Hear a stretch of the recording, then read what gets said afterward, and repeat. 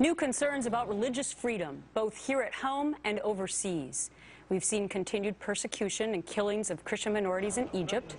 Last week, the State Department's ambassador at large for international religious freedom stepped down after less than 2 years on the job.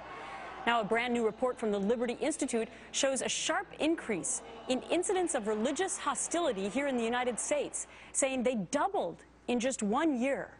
So let's bring in our faith panel. Dave Moscato, the Public Relations Director for American Atheists, Rabbi Spero, author of Pushback, Reclaiming the American Judeo-Christian Spirit, and Bill Donahue, President of the Catholic League.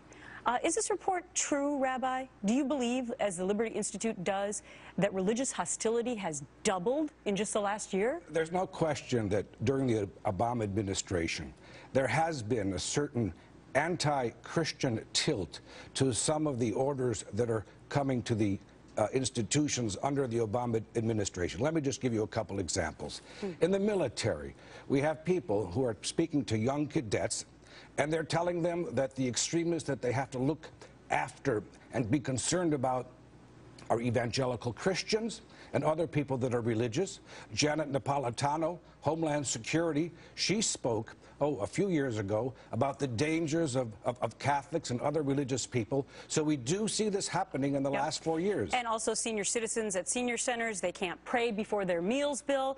The numerous fights to have veterans' memorials torn down if they contain any religious symbols. Do you agree with the rabbi?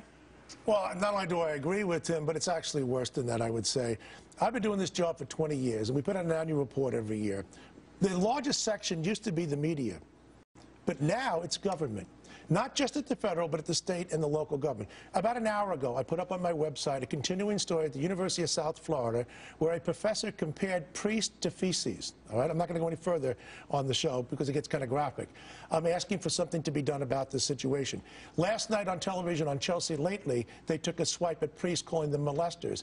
This stuff is not ongoing, but when it comes to the government, that's even worse. When you have the heavy hand of the Obama administration at work, as you do with the HHS mandate, trying to make Catholics pay for abortion-inducing drugs and redefining what a Catholic organization is, oh yeah, it's pretty bad.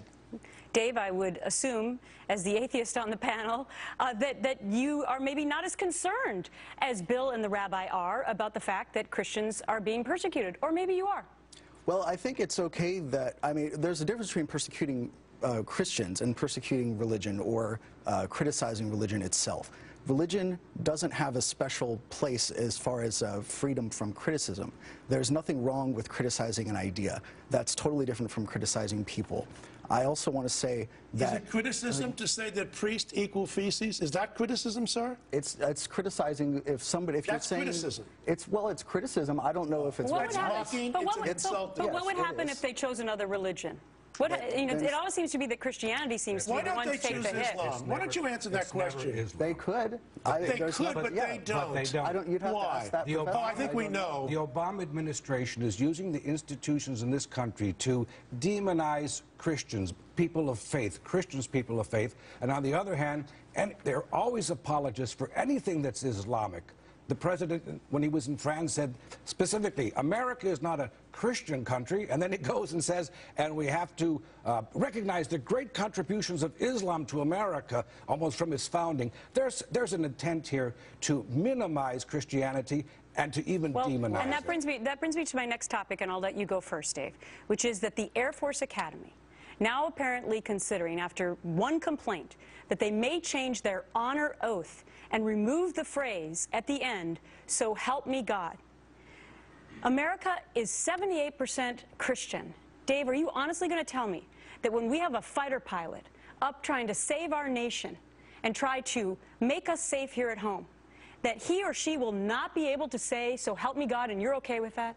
I think if somebody wants to have God or believe that God is helping them be a good person, or not lie or cheat or steal or whatever the rest of that oath says, they can believe that, and there's nothing stopping them from saying that to themselves or even saying it out loud. But why do people go? Why does one person go to change what the majority of Americans believe? Because we have the First Amendment. The First Amendment protects the minorities. That's the whole point.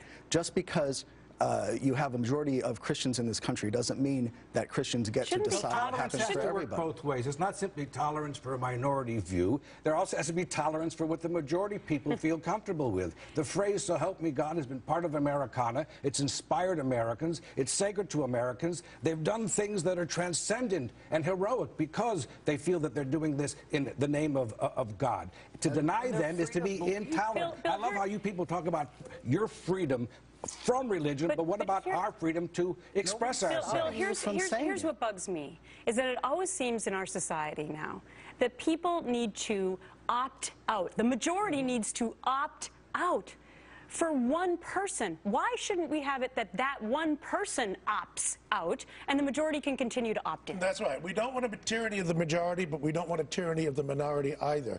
And quite frankly, the person behind this thing in the Air Force is Mikey Weinstein. I've been dealing with him for years.